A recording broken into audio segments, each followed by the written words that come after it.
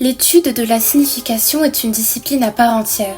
C'est l'iconographie. Aujourd'hui, je vous propose de vous exercer à l'analyse en appliquant cela à l'illustre triptyque Le Jardin des Délices. Cette peinture à l'huile que l'on retrouve au musée du Prado appartient à la période des primitifs flamands. Elle est le plus souvent datée de 1490 à 1500. Son créateur est Jérôme Bosch, un peintre néerlandais, citoyen aisé et estimé de Bois-le-Duc. Il appartenait à la confrérie de Notre-Dame et avait sa place parmi les adeptes du Saint-Sacrement. À ce titre, il avait accès à la haute aristocratie, qu'il a d'ailleurs chargé de peindre le Jardin des Délices. En effet, le commanditaire n'est pas connu avec certitude, mais le plus probable semble être Henri de Nassau-Breda. Et ce serait à l'occasion de son mariage, en 1503, que le triptyque aurait été réalisé. L'imagerie de ce tableau renvoie à un discours et à des idées en vogue à la cour royale, sauf qu'il y apporte un talent remarquable, la richesse des motifs qui la composent. Pour cette raison, elle demeure très énigmatique et a fait par le passé l'objet de nombreuses interprétations ésotériques.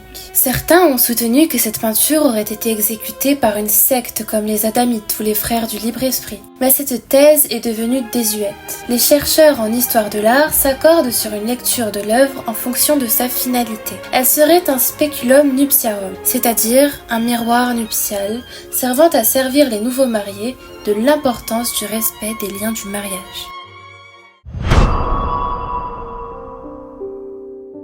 Nous allons l'aborder de façon chronologique avec la disposition suivante. Les panneaux extérieurs présentent la création du monde. Dans le paradis, le panneau de gauche décrit l'union d'Adam et Ève conduite par Dieu prenant la forme du Christ. Le panneau central, lui, présente une humanité pécheresse avant le déluge. Et le panneau de droite offre la vision de l'enfer où les pécheurs subissent les affres de la torture. Lorsque les panneaux latéraux sont fermés, on aperçoit la création du monde. L'arrière-plan est fait d'un gris anthracite et d'un très léger camailleux.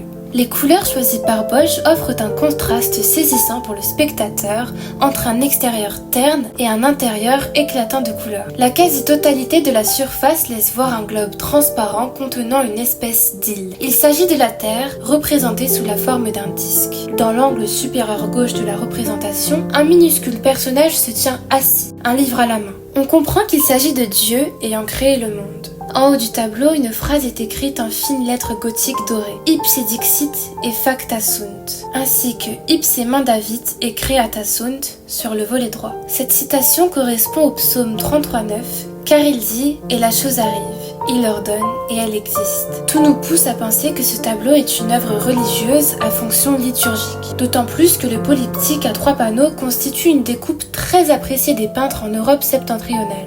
Selon la vision de l'époque, cela implique une conséquence. Les parties constituant l'œuvre doivent être liées selon une hiérarchie. La partie la plus importante est le panneau central ouvert. Or, Bosch joue sur une telle conception puisqu'il fait le choix novateur de bousculer cette hiérarchie. Le peintre oppose au spectateur une scène profane et ironique d'une humanité pécheresse, alors que le panneau central est pourtant censé être investi d'une sacralité suprême. De plus, la grande taille de l'œuvre, 220 cm de hauteur, est inhabituelle pour un tel triptyque à caractère profane. Attardons-nous maintenant sur le triptyque ouvert, en commençant par le panneau gauche. Il représente une scène campagnarde en 3 plans. Le premier d'entre eux correspond au tiers inférieur. 3 personnages, un homme nu, Adam, est assis dans l'herbe. Une femme, Ève, également nue, est agenouillée et tournée vers lui. Et entre eux, fixant le spectateur, une représentation personnifiée de Dieu sous les traits de Jésus. De sa main gauche, ce dernier tient le poignet droit d'Ève, semblant attirer la jeune femme vers Adam, tandis que sa main droite fait un geste de bénédiction. L'historien de l'art, Charles de Tolnay, souligne combien, à ce moment, Ève est déjà l'image de la séduction et le regard d'Adam, le premier pas vers le péché. Cette scène, pourtant précoce dans la création, est donc la préfiguration de la chute de l'homme. Une telle vision proposée par le peintre est en cohérence avec la pensée développée par saint Augustin et les théologiens médiévaux. Si l'on compare la gestuelle d'Ève et Jésus à celle du couple dans l'œuvre de Jan van Eyck, Les époux Arnolfini, de 1434, il est possible d'imaginer que l'union décrite par Bosch serait moins celle d'Ève et Adam que celle d'Ève et Jésus. Or, au Moyen-Âge, l'idée d'une relation directe entre Adam et Jésus est installée. et conduit alors à qualifier Jésus de nouvel Adam. Cette proposition d'amalgame entre Adam et Jésus est confortée par les positions et attitudes des deux personnages. D'abord, la position d'Adam aux jambes allongées et aux pieds croisés est semblable au corps étiré à l'extrême de Jésus qu'on cloue sur la croix dans des représentations de la crucifixion telles que celles proposées par Gérard David dans son Christ cloué sur la croix vers 1480. Ensuite, le contact entre leurs pieds évoque la croyance répandue au Moyen-Âge selon laquelle la croix a été érigée au Golgotha, à l'endroit même où Adam avait été enterré. À gauche d'Adam se dresse un arbre exotique dont la forme du tronc rappelle le dragonnier des Canaries, symbole du sang du Christ. Les chercheurs en histoire de l'art l'associent à l'arbre de vie. À leurs pieds, au premier plan, une série d'animaux s'extrait d'une cavité remplie d'eau bleue comme le ciel, couleur de la Vierge Marie. Se côtoient alors dans une proportion à peu près égale des animaux chimériques et réels. Derrière eux, au second plan, un lac se déploie sur toute la largeur du tiers médian du panneau. En son centre s'élève une fontaine rose à la construction organique. Les chercheurs la rapprochent de la fontaine de la connaissance. Dans la peinture médiévale de la création, les deux personnages, Adam et Ève, sont souvent représentés accompagnés de la fontaine de vie. Cette dernière constitue aussi bien une image cryptée du Christ. Dès lors, les deux, fontaine et Christ, peuvent être confondus. Cela est confirmé par l'iconographie utilisée par Bosch. La verticalité des deux éléments et la couleur rose commune vont dans ce sens. Par ailleurs, cette couleur rose n'est pas choisie au hasard. Elle représentait la sagesse et la vérité. La cavité, l'œil de la fontaine de vie où se niche la chouette, peut être rapprochée du regard du Christ. Il serait donc possible de considérer la fontaine de vie porteuse d'une connotation très positive. Néanmoins, la présence de la chouette pervertit cette connotation. En effet, depuis le Moyen-Âge, la chouette a une symbolique inquiétante. Ce volatile a des mœurs étranges puisqu'il vole la nuit et devient aveugle le jour. De plus, son cri effraie. Par conséquent, la chouette est parfois utilisée pour figurer celui qui fuit la lumière de la vérité, de la parole divine. Ainsi, le mal est déjà présent dans l'Éden, ce qui est même exacerbé par sa situation géographique au centre du panneau. Dès lors, le lien iconographique entre les deux motifs s'inscrit dans le cadre d'une relation d'ordre type et antitype. Un jeu d'opposition s'établit entre les forces antagonistes de l'arbre des vertus et l'arbre des vices. À sa droite apparaît l'arbre de la connaissance du bien et du mal dont les branches portent des fruits et autour duquel s'enlace le serpent. Les symboles des péchés capitaux sont présents sur les trois panneaux verts et ce dès la création. Le serpent s'enroule déjà autour de l'arbre du paradis. L'ensemble symbolise la chute prochaine. Au pied de cet arbre se trouve un rocher évoquant un visage humain. Dans cette partie du tableau cohabite toute une faune composée d'animaux réels mais dont certains sont soit exotiques en Europe, soit d'espèces fabuleuses. On peut voir des vaches, des cygnes, des lapins, des girafes, des lézards à trois têtes évoquant l'hydre de Lerne et même une licorne. À noter que la licorne est un symbole de virginité, de chasteté et de pureté. Selon la légende des bestiaires médiévaux, cet animal indomptable ne pouvait être capturé que s'il était attiré par une jeune vierge. En posant sa tête sur la poitrine de celle-ci, l'animal perdait toute sa férocité, comme en témoigne la dame à la licorne de Raphaël. Nous avons aussi le cerf et le chevreuil, symbole de l'âme persécutée. Là, l'éléphant, symbole de force, d'intelligence, de frugalité,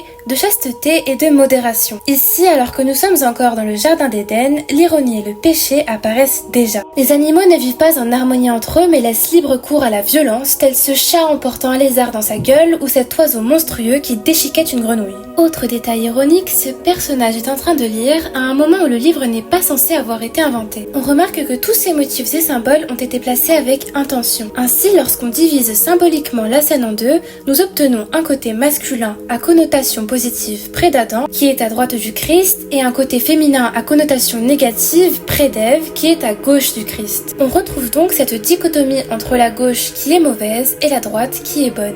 Dans le côté masculin, les animaux semblent plus paisibles et l'organisation paraît plus harmonieuse, tandis que dans le second, on trouve davantage d'animaux violents, symboles de ruse ou de danger. Par exemple, le serpent est évidemment attribué à Ève. La place des symboles sur le triptyque a une grande importance. Nous verrons plus tard qu'un même élément peut voir son sens varier ou se contredire selon l'endroit où il se trouve sur le triptyque. Ainsi en va pour le lapin. Il possède habituellement une valeur négative liée à la luxure, comme dans le panneau de droite. Mais il possède dans le panneau de gauche une valeur assez positive puisqu'il renforce la parole divine croissée et multipliée, et donc la thématique du mariage grâce à son aspect lié à la fertilité. La licorne, qui nous le disons tout à l'heure possède un aspect positif lié à la chasteté dans le panneau de gauche, acquiert dans le panneau central un caractère lié à la lascivité. D'ailleurs, venons-en à ce panneau central. Voilà l'humanité avant le déluge. C'est si visuellement bruyant, si richement agrémenté de détails qu'il est difficile pour l'œil de discerner tous les motifs du panneau central. Nous voyons une multitude de personnages dévorant de gigantesques fruits, un nombre incalculable d'animaux dans un décor verdoyant clairsemé de tours, de montagnes et de points d'eau. Ce panneau est également divisé en 3 plans horizontaux de telle manière qu'il prolonge ceux du panneau de gauche. Au premier plan, plus de 120 personnages nus sont représentés, qu'ils soient hommes ou femmes, de peau blanche ou noire. Ces personnages noirs frôlant la caricature représentaient l'humanité primitive. Tout le monde se mêle selon des poses impudiques et charnelles, autour de festins à base de fruits ou de danses extravagantes. Ces personnages cueillant des fraises cachent sûrement un message caché, puisqu'en ancien flamand, cueillir des fruits signifie avoir des rapports. De quoi rappeler le péché capital, luxuria, la luxure. Les fruits surdimensionnés, eux aussi, symbolisent la sexualité de groupe. De même pour les cerises avec leur queue, un symbole phallique. Il y a aussi les mûres associées à l'amour ou encore les fraises qui rappellent la tentation. Toujours dans le comestible, un personnage semble se vautrer dans une huître, symbole du sexe féminin. Dans la même idée, quelques personnages sont couverts de sphères transparentes pour montrer leur impudicité. Certains personnages, avec la tête appuyée sur la main, représentent la paresse. Ils semblent même ennuyés. Au deuxième plan, une multitude d'hommes sur des montures forment une ronde autour d'un large bassin dans lequel nagent quelques baigneuses. Ce plan fait écho à la fontaine de vie avec la forme circulaire commune aux 2 motifs. Nous retrouvons la chouette, rapprochée par son symbolisme avec les sirènes qui habitent le bassin, mais aussi la position géographique au centre. Au-dessus d'eux, les oiseaux symbolisent une forme d'emprise mentale qui corrompt la raison. Cette ronde est fondée sur les représentations de danses mauresques où l'homme est l'objet de ses passions. L'homme, emporté par son désir, ne peut résister aux attraits de la femme. La scène entière est une représentation du péché capital de la luxure.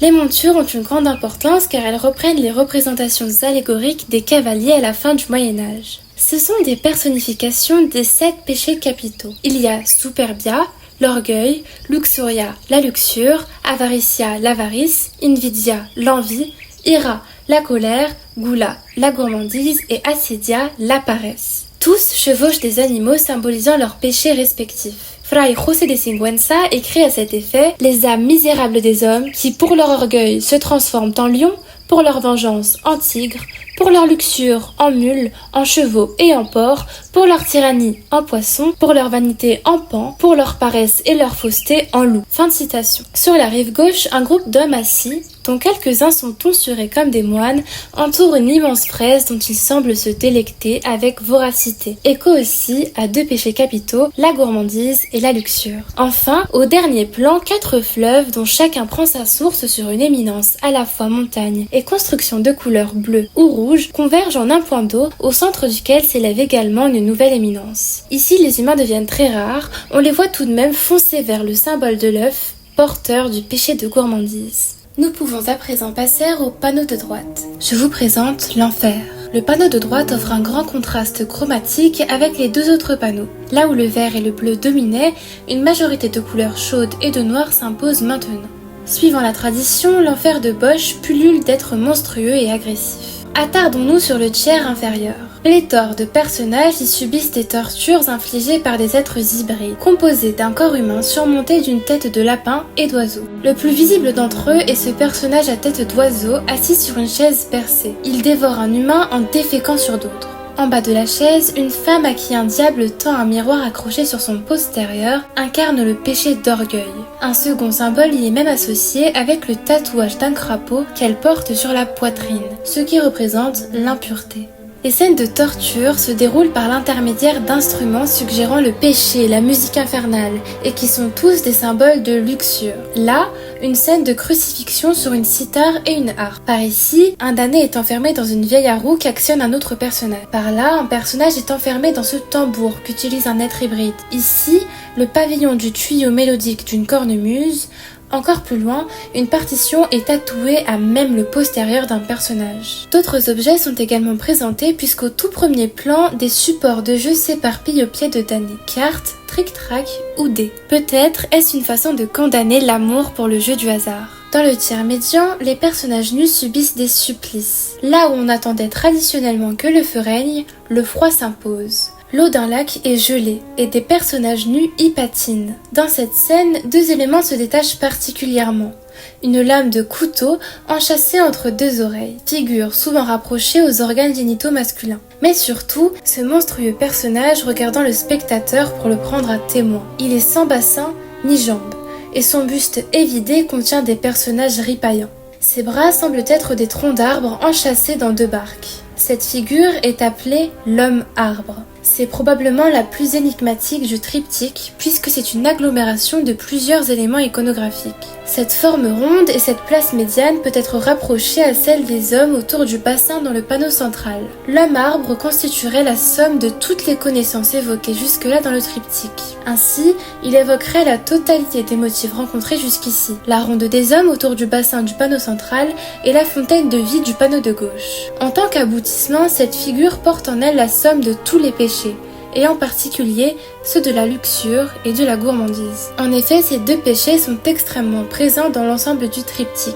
Mais elle possède aussi un deuxième sens, plus ironique. Les historiens de l'art ont identifié ce personnage comme étant un autoportrait de Jérôme Bosch. En effet, la ressemblance est flagrante. Ce serait donc une manière humoristique qu'il a eue de se représenter comme un obsédé. Enfin, s'il est à la fin, c'est qu'il a été placé là pour que le spectateur revienne au début. En effet, avec lui, le spectateur est invité à retourner au début de son étude, c'est-à-dire vers Jésus, sur le panneau de gauche. Les deux figures ont en effet en commun d'être les seules à regarder le spectateur dans les yeux. Cette invitation à retourner vers Jésus est alors d'autant plus forte car cet homme-arbre conduit à une voie sans issue. C'est une fausse arche, en référence à celle de Noé avec ses barques pourries posées sur les eaux gelées de l'enfer.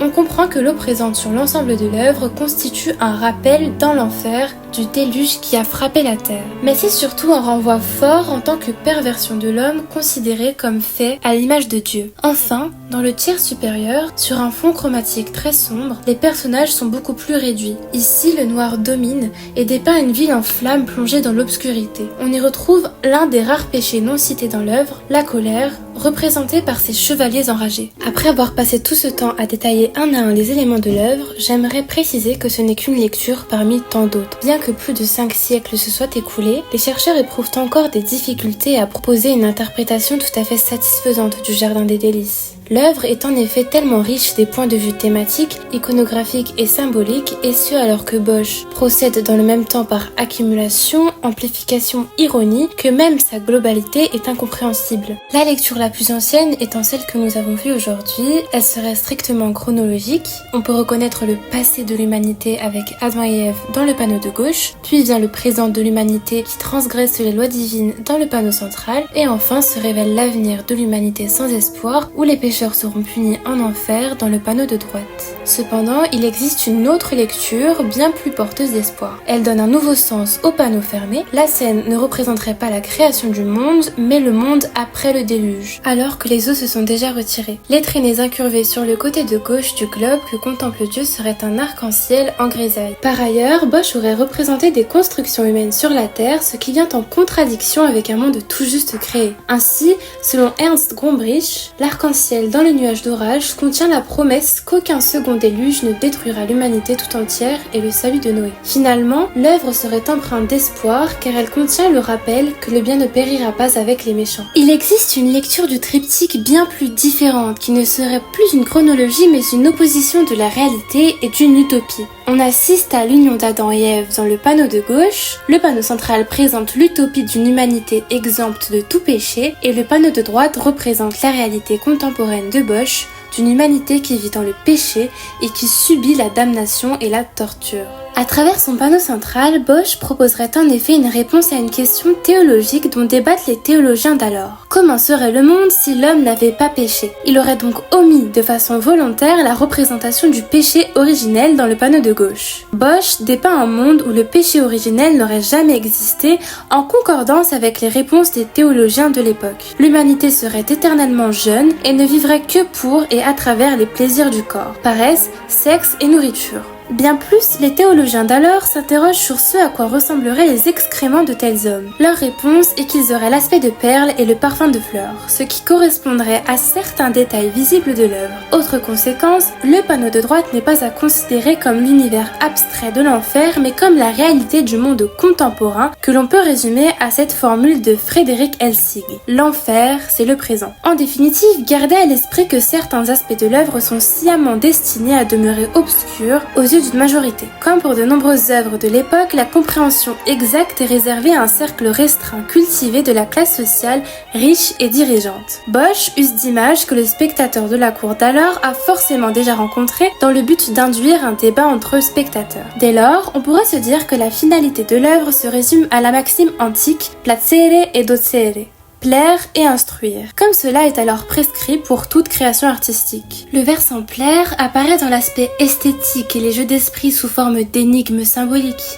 Quant au versant instruire, il correspond à la cour de Nassau dont les commandes faites aux artistes avaient pour but l'éducation morale de ses membres en général, mais plus particulièrement celle du prince. Alors pour achever cette vidéo, j'aimerais vous dire de regarder cette œuvre une dernière fois et de vous instruire pour votre propre plaisir. J'espère que cette vidéo vous aura plu et n'hésitez pas à me dire si vous désirez davantage de contenu dans ce genre. Merci de votre attention.